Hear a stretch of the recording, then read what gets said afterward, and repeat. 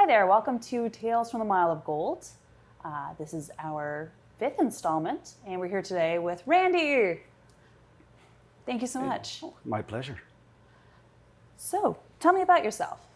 Were you born in Kirkland Lake? I was born in Kirkland Lake and I lived here for the first 39 years of my life. Unfortunately, I chose a bad time to start with Adams Mine, 2 years before they announced closure, and I ended up down near Belleville for 8 years, and desperate to get back to the north because I couldn't stand southern Ontario. I ended up in Liskeard. So, And have you been in Liskeard ever since, or? yeah, for 20 some years now I've been there. However, I am in Kirkland Lake usually once every week or two, sometimes more often, sometimes for a whole week during Cabaret, that type of thing. What was your original plan? What did you want to do when you were younger? What was your plan for life? When I was a kid, I wanted to be a teacher. You wanted to be a teacher? That was it. Whenever we played school, I was the teacher. I was aiming for high school. And as it turns out, after going through teachers college, that's the only grade level I haven't taught. I taught elementary here in Kirkland Lake for 2 years, and then I taught at the college for 8 years here, and then another 2 years down in Belleville. But then decided that teaching isn't really what I wanted to do. I got interested in computers, and I've been developing software on and off throughout all those years, even when I was teaching. So that's what I'm still doing. I've been told you taught a science fiction writing course. I was at Central School, yes. So what was that about? It was a little different on the usual how to write a story for grade 7, and develop their imaginations a little bit more. Being able to write about things that aren't real. Some of the kids really liked it, some didn't. And we even ended up with the Central School, that's where I was, Hugo Awards, where the best submission for the year actually won a little Hugo Award in going along with the real Hugo Awards for science fiction writers. Oh, well, We had a lot of fun with it. That's awesome. So, I heard about it and I was like, oh my goodness, that's a course I would have loved to have taken. Anything fantasy, sign me up. Yeah. So what did you teach at the college? It was in the computer studies department, teaching systems analysis, even documentation, which was a fun one. Information storage and retrieval, how is information actually stored? So how is information stored in computers? That was a full semester class. I don't think we're going to get quite Can you that give us far. the Cliff's Notes version? Essentially the same way New Generation's audio tape, which is again something else that's gone far, magnetic recording of the information, only in circle instead of on a long tape. And that's probably the real quick version on it. Then we would get into things like, how does a computer find the information afterwards? So it was a fun one. So I've been told you worked under the late, great Fred Lang. I worked for him and with him for a whole lot of years. Essentially from about the time I was in grade 13, right through until he died. I would say the majority of the work was unpaid. Way back, how I got interested and met him in the first place was a buddy of mine, Bill Sedgwick, was working at the original KFL television studio, and they were just moving upstairs. And I got quite fascinated by the equipment, so I started hanging around and ended up doing a lot of, I guess, call it intern work, unpaid type stuff. Everything that you can do behind a camera, some on-camera work for commercials, usually in a mask. Voiceover. In a mask?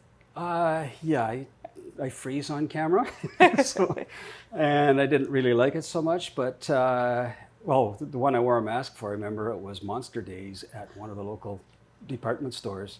So I put a monster mask on and I was handling merchandise, claw type of thing. Had a lot of fun with that, but mostly voiceovers for commercials, did a lot of those. But a lot of camera work and control room work, including redesigning and building and wiring the control room. Towards the end, I don't know if people knew that KFL television under Fred Lang was the very first closed circuit TV station in Canada. And it was in its heyday. We had probably about 3 or 4 hours a day in live programming plus movies. I remember some of the syndicated shows that we were doing was Blondie and Dagwood videos type of thing. Well, movies were on film back in those days. But towards the end, when the CRT said closed circuit TVs couldn't advertise anymore, so there was no revenue coming in, we were reduced to doing just live council broadcasts, which I understand they're thinking of doing or maybe back into doing that. I think they've been making YouTube videos of the council. Yeah, we were doing actual live broadcasts. Nice. Tom Boland, another missed person from Kirkland Lake, ran an hour show first in the evening, and then he switched to a morning show. Even while he was mayor, he ran an open line TV show. Then there was Wednesday night movies and rainy Sunday movies. So in the summer, if it was nice on Sunday, I would look outside, see the sun shining, I could go back to sleep. Otherwise, I had to get up and run an afternoon movie. So there was a lot there. I did work actually in the office for Supreme TV for a year and a bit, I guess. But and then we installed computers, and I took care of his computers right up till the end when they finally sold the business. Wow. No, I did do some research on Mr. Lang, and I heard that the station ran programming for 12 hours a day instead of just 8 to 10 compared to most stations. For a while, I suspect it did. It wasn't there all the time. It was, I think the only time I really got paid for it was those Wednesday night and rainy Sunday movies. But for a while, there was a lot of programming, but I was off at school, that type of thing. So what was Mr. Lang like? He was, call him a character, because he was very unique. He was probably the ultimate entrepreneur. I know back in the earlier mid-50s, he went bankrupt and then turned right around and built up the entire empire again, everything from the closed circuit, the cable system, the video store, the video rentals, the furniture store, appliances, and of course the records that he started off in. But he was a lot of fun. Did a lot of laughs. I think some of my best memories with him were every Friday night for a long time. After the store closed, we'd gather around the front counter, and there may have been a bottle opened up, and we'd sip at it, and we'd be there. Usually Tom Boland was there as well, and a couple of the girls that worked there, some of his family, and we'd just talk and joke around, and it was a lot of fun. Got to know people quite well that way. That sounds like a really nice work family. It was a fun one to be in. Fred did have a reputation for yelling at his employees. And while I was an employee of his in the office at the back, he yelled from the front, "Randy, bring down this folder." And I just stuck my head out the office and said, "Fred, if you want it, come and get it." Instant silence in the store. Customers knew him too. Instant silence. A couple of minutes later, he came back. "May I have that folder, please?" I handed it to him, and he never yelled at me again. All right. Oh, we had some screaming and yelling arguments, but that was somewhat different type of thing. But he was a very friendly person, really nice, and like I said, a lot of fun, very knowledgeable. I know one of my teaching masters at the college when I was a student there, just amazed. He was dressed out, he was working in his house. He was all dressed down, dirty clothes, grubby, etc., and his TV blew, so he went in dressed like that.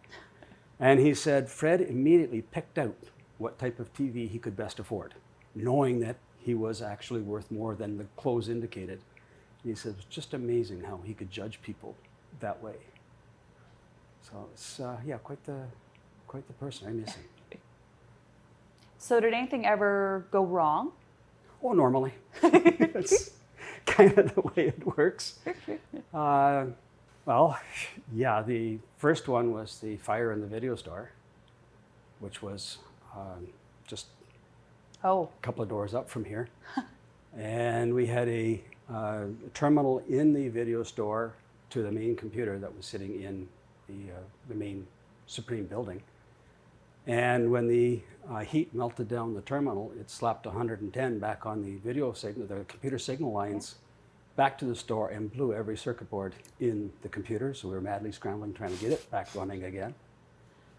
The fire that ended the empire, of course, was took down the stores. That was a very sad day for me, especially when we had somebody dig through the rubble looking, hoping that maybe the walls collapsed on top of the computer before the fire reached it, but it wasn't so. So that was the two really big things that went wrong. I mean, there was a lot of little things. When you're working with computers, stuff goes wrong. That's kind of the norm. But we always survived them, always bounced back and kept on going. He was, I don't know, just, I wouldn't say driven, but he liked to work. And he just kept at it. So I know you as Mr. Cabaret. I knew you as being, okay, he's up in the lighting booth. This is what we can do. That's it. How long have you been involved with Cabaret? I audio recorded the first Cabaret back in '73. Oh, wow. I audio recorded it because video recording hadn't been invented for the common people yet. And I thought I had missed a couple of cabarets after that, but I was shown programs listing my name as doing the lighting, so I guess I did them, which means I've been involved in every cabaret since. Wow. It's, yeah, it's in my blood or something like that. I'm not sure. So where did Cabaret start? It started with Al Manso, and he wanted to do a show in February because it's Northern Ontario, winters are cold, that type of thing, you don't get out much. So he actually held a show in a church basement in Virginia Town, and he called it A Warm Winter's Night. And it was so well received that they made the show bigger and moved it originally to Northern College in the auditorium there, which is where I first met into it. And then he partnered with Phil Hutchinson, and the two of them, I don't know, almost 20 years that they did the shows together. Wow. And it was quite a legacy, and because they did such a good job, including forming in the early 80s the Cabaret Charitable Foundation to keep the show going even if they gave it up, which has worked out very, very well because we're still going. So that's where it all started from. It was just his idea way back, early 70s. So what did they decide to call it Cabaret? Because you said it started off as being A Warm Winter's Night. Okay. When they moved to Northern College, they called it Cabaret with a K, and it was originally called Carnival Cabaret, both spelled with Ks. Okay. Because it was then officially part of the Kirkland Lake Winter Carnival. And once the foundation was formed, we split off from them.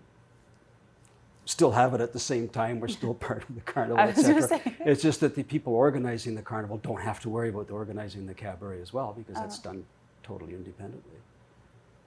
So how has Cabaret changed or stayed the same over all the years? It stayed the same and it's changed. It stayed the same. The format is still a variety show with comedy skits, and hopefully some shows succeed in a song to give the audience a chance to stop their sides from hurting from laughing so hard. I don't always achieve that, but we try, we keep trying. It's changed a little bit in style because of the change in directors over the years. We've had 5 different, I think. Only 5 different? Different directors. Yeah, there's directors tend to stay till they burn out. Like Al and Phil literally burned themselves out by working so hard and trying to do a lot of it themselves. 1, 2, 3, 4, yeah, about maybe 6. Okay. See, I know I've been in Cabaret a few times, and every time it's been under Mandy Black. And I think the first year I did it was the first year she started directing, or one of the earlier years she started directing. Yes, before that it was Chris Ackles. Okay. Before that, I think Richard Cliff did one. Eric Moran did several. And then it was Alan Phil. So Okay, if so you counted. 5. Okay. If I missed anybody, I'm sorry. I tend not to remember the shows very well. What I remember is the sets, because it was the sets that we liked and the lighting effects that we came up with. So your favorite set? What would be your favorite set for Cabaret? My favorite set of all time is still the original spaceship, where at the Strand Theatre we actually landed a tall rocket ship with dry ice fog for the exhaust and lit up, that type of thing. And two aliens, Al and Phil, came out. Their mission was to search the earth for talent. Okay. Hence the excuse to have people singing and dancing and all that kind of stuff. That was quite an impact for us because we also had twinkling stars in the background and we had a tree line. And as usual for cabarets, we were so far behind trying to get everything ready for opening night Gee. that we hadn't actually seen the set lit until opening curtain. That's when first time we actually get everything on. And we went like, wow, that looks good. So yeah, that still stands out as my favorite one. There's been some good ones since, but that was still my all-time favorite. That sounds awesome. But yeah, Cabaret Fashion, not having everything ready till opening night. Kind of familiar with that one. I think, I don't know if it was the lighting, or I remember doing a small role once, and we didn't even start rehearsing my scene until about the week before the show opened. In those days, that's what happened. Now it's very different. The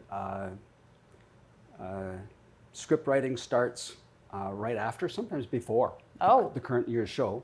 Geez. And by September, the script is pretty much filled out, and we hold auditions September, early October. That I do remember. And rehearsals start very soon, right after that. Okay, because I remember doing it, the auditions were in September, October. We didn't start too much until about January.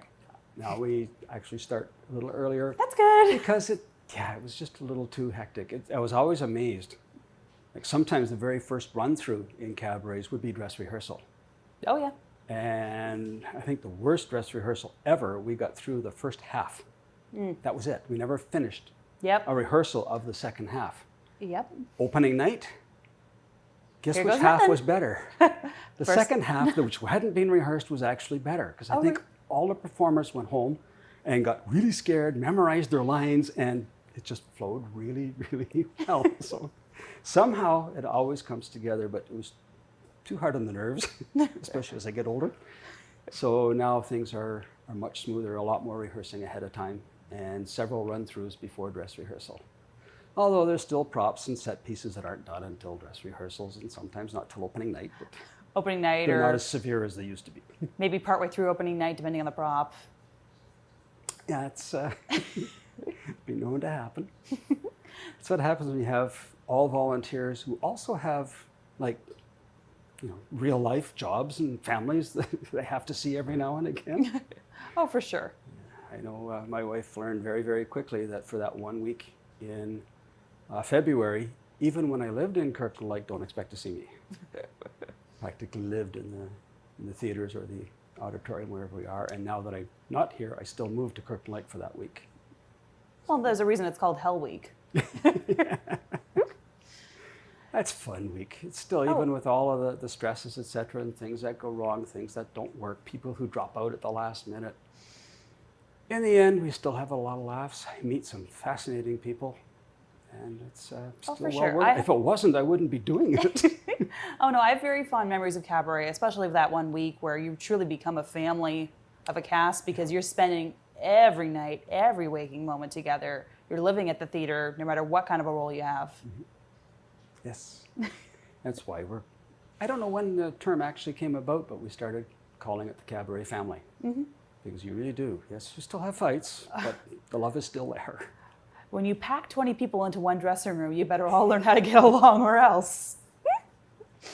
Yeah, at the LaSalle Theatre, the dressing rooms were kind of small, and we did tend to get larger and larger casts. And there's one of the differences. Back in the early days, it would be a very small cast. Like it would be Al and Phil, maybe 1 or 2 extras, and then the performers, the singers. Yeah. And then gradually got more and more and younger. I've noticed there's more children now than the first year. I remember the first year I did Cabaret, there was maybe 5 people under 16 in the cast, maybe a couple of extra dancers. Yeah, it's for a while it was getting like too young, and I think for the last couple of years we've had a much better mix.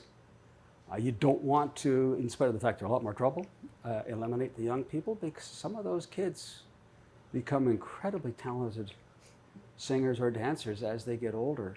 And that was one of the original concepts or whatever for Cabaret, is to allow people who are not professional performers to actually perform in a show in a professional as possible environment.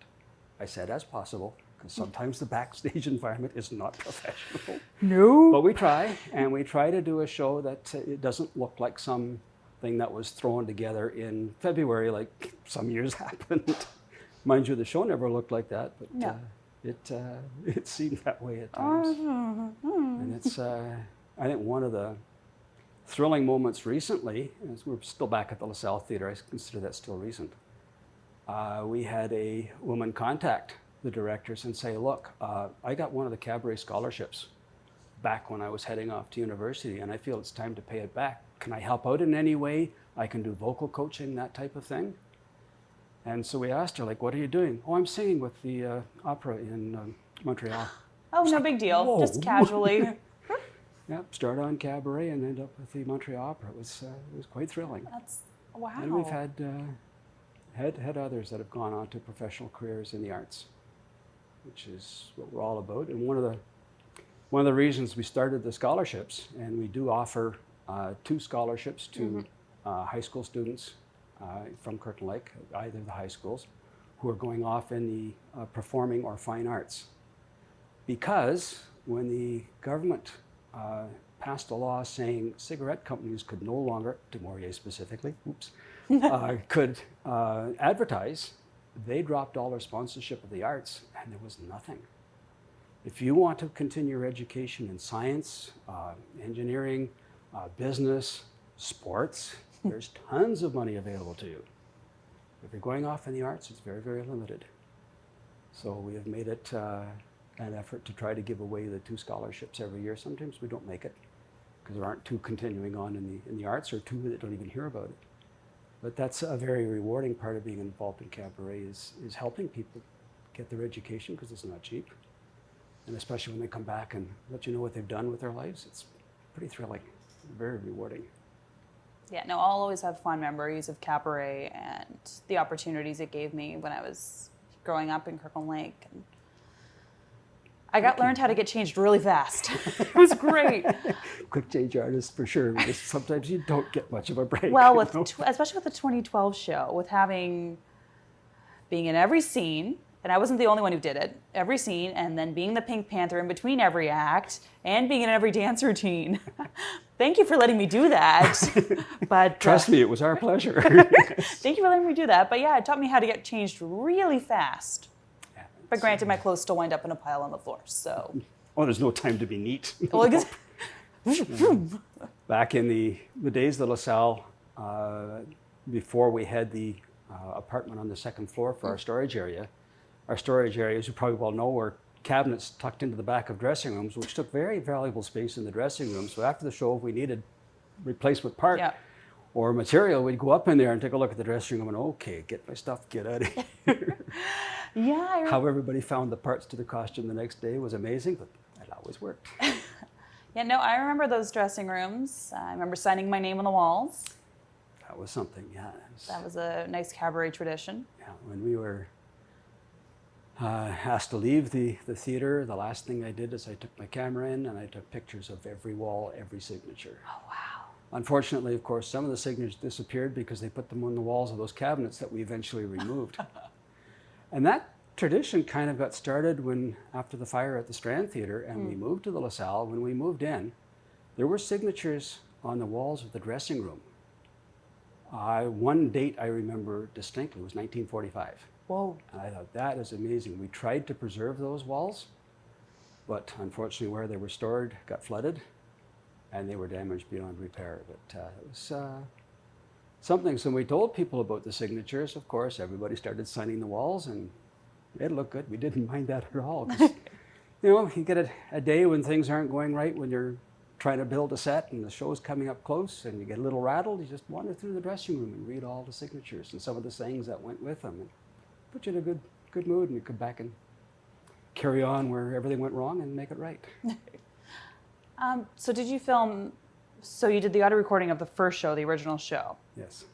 Did you do that for every show, or? No, that was the only one that I directly did. There was video recordings made of most, if not all. Okay. I have no idea what happened to most of the recordings of the early shows. All of the ones from about 88, maybe 86, I have. Oh. Because I took over not the actual recording of it, No. because I'm running lights, you can't do both at the same time, but getting copies, and everybody involved in the show now gets a DVD copy of it. Back in the days, okay, it was a VHS Coffee. Because I have 2012, but I don't have the first one I did. Well, it could be arranged. That'd be nice. Yes. That would be. Now, we're trying to get to the point where I get enough time, this real life keeps intruding, Oh. where we can have like a box set of all the recordings of all the Nice. cabarets that we have. I did get a special treat for myself about a couple of months ago. I was cleaning out a box of old stuff and I came across a videotape, and it was one of the early ones from the Strand Theatre, the Alan Phil days. And of course I immediately transferred it from VHS tape over to DVD and watched part of it, and it was the set where we had the Strand Theatre inside the Strand Theatre. We actually had the marquee, etc., of the Strand duplicated on the stage. Wow. And the premise of that one was two kids win tickets to see Cabaret on a contest on CJKL, so they go running down to get the tickets at 11 o'clock at night. Of course, it's closed, but it's a rehearsal for Cabaret itself, so every time one of the performers left the rehearsal, the kids would counter them outside and ask them to sing their song, which gave the continuity and the flow for the show. Okay. I like that concept. That was also another show that has very fond memories for me, although maybe not fond. That was the first show where we stopped renting lighting equipment from Toronto, and we started providing our own, but we had to build and wire up all the dimmers, all the switching boxes, that type of thing. And we didn't get the dimmers done in time for the opening show. Oh no. So we had a bundle of 50 signal cables, low voltage, 5 volts, not 110, coming from the stage through the pit underneath the theater up to the lighting booth, which was on top of the candy counter. And so this big bundle of wires, and each wire had a label as to what light. We didn't use all 50. We didn't have 50 lights. I was going to say. At that time, we had 6 lights, but we also had effects like chasers and things like that. Oh, yeah. And to turn a light on, we would take the wire with that label and we would ground it out on a circuit board just on the ground, and it would turn the light on. So there's no dimming, it was just on and off. The follow spot, to turn it off, it had to be unplugged. So my partner in crime, Bill Sedgwick, sat on the floor, and I said, spot on, he'd plug it in, and follow spot off, he'd unplug it, except one time when it gets rather warm, the plug kind of welded itself in, and couldn't get it turned off. Turn it off, and I couldn't. We did not tell Alan Phil that we were doing it this way until after the show, and we invited them up and showed them what we were doing. And they thanked us very much for not showing them that before that, because they'd never gone on. But just they would have been so scared they wouldn't have been able to go on. Smart move on your part. The second night, we had the dimmers done and the chasers working. And actually, for the chasers that we always have across the front of the stage, we had troubles with that circuit for some reason. Oh no. And I had built a small portable dimmer pack for Sid Hamden to use for the figure skating show. Mm-hmm. So I asked him to come in, and I said, at the end of every song, just turn the dimmers on and then run them for 30 seconds and turn them off, because we had no communications backstage in those days. Yeah, well, from the video I saw, it turned out not so bad. That's good. So, but yeah, some of the things that can go wrong can be pretty good. That's, I think, one of the reasons I got interested in lighting for backstage. I was always interested in theater right from grade 9. But I was not into acting because I just get too nervous and I freeze, I can't remember my lines, that kind of thing. So I started getting interested in backstage, and of course you've got sound and you've got lighting, which are the important ones backstage. But I don't like doing sound because if you mess up on sound, everybody knows that feedback is heard by everybody. Yeah. You mess up on lighting, people don't know that that light was supposed to go out at that time, so he can get away with a lot of it. Although I still have nightmares. Actually, Bill had the same ones. Not necessarily exactly the same, but the same concept. He called them the Cabaret nightmares. The crowd is already in the theater, something isn't working, and you're up on a ladder over top of the crowd trying to wire things up because it doesn't work, and the curtains are ready to open. And fortunately, we've never had that happen. Thank goodness for that. It's always been behind the crowd. So we were talking about sets. What set was the hardest to build? The castle. The castle. The castle, this was before your time. Yes, I'm much older than you are. But it was at the Strand Theatre. Mm-hmm. No, sorry, it was at the LaSalle Theatre. Okay. It was at the LaSalle Theatre. And we built the walls of a castle on the stage with steps up to towers over top of the two exits on each side of the stage. Oh, geez. And there'd be performers inside those turrets as well. And that was the most massive, most difficult to build. It was before we discovered coroplast and steel studs, and we're still building with plywood and wood, so it was also heavy, very dirty, dusty, sawdust all over the place, because I always had to clean the theater up before the next night's show. So it took a long time to build, but we were lucky in that we had a crew of about 12. Most of them, I think, were members of the Citizens Band Radio Club in Kirkton Lake, and most of them at that time were unemployed. So they could stay till 3, 4 o'clock in the morning, because you didn't get into the theater to build sets until after the night show. Okay. So you'd be working late into the night. And they worked hard, and they did a fantastic job. Unfortunately, on the downside was teardown day, when we had the smallest crew ever show up to tear down. Oh, geez. It was like trying to get ready for the I guess 7 or 7:30 show that night. We made it just in time. Pulled the screen down, plugged the speakers in just as she was ready to open. So, that's good. Yeah. Couldn't have got it any closer, right? No. No. Not without hearing about it. And Wendy would let you know when things were wrong. So. Well, thank you so much for coming in today. It was my pleasure, indeed. It's been fantastic. So that's been another episode of Tales from the Mile of Gold.